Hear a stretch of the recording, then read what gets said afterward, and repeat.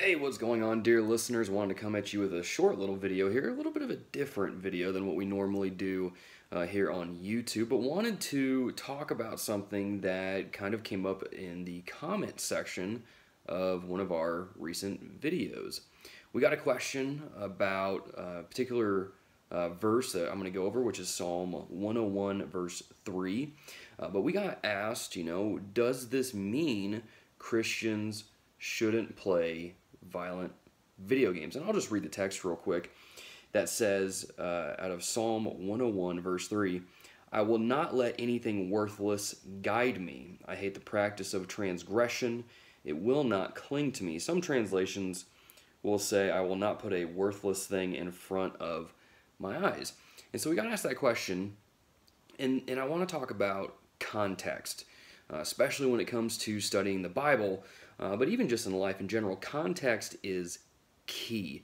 And so when we come to God's Word, the important thing we have to remember, one of the tools that we have to use is context. Because you can take this verse by itself and make it mean really a whole lot of different things.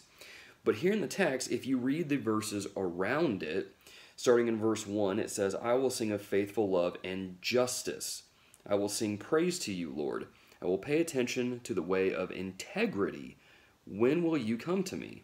I will live with a heart of integrity in my house. And this is where we get to verse 3.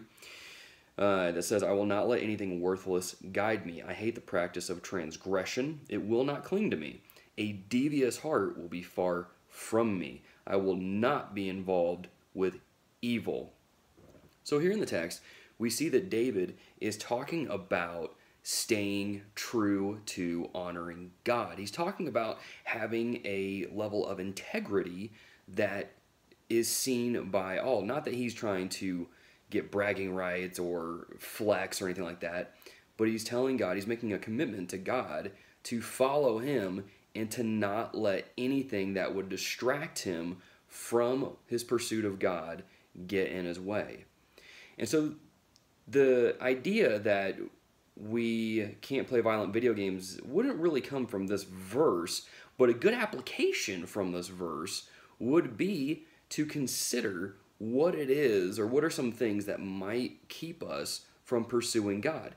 It might be video games, it might be sports, it might be money, it could be a variety of things. But when it comes to understanding the Bible and what a text says and how to apply it appropriately, we have to check the context. And usually we do that by reading the verses surrounding the one verse that is in question. Hopefully that helps. If you guys have any questions or any further comments, feel free to drop them in the comments down below. But hopefully that helps you out. Until then, be a deer and keep it locked here.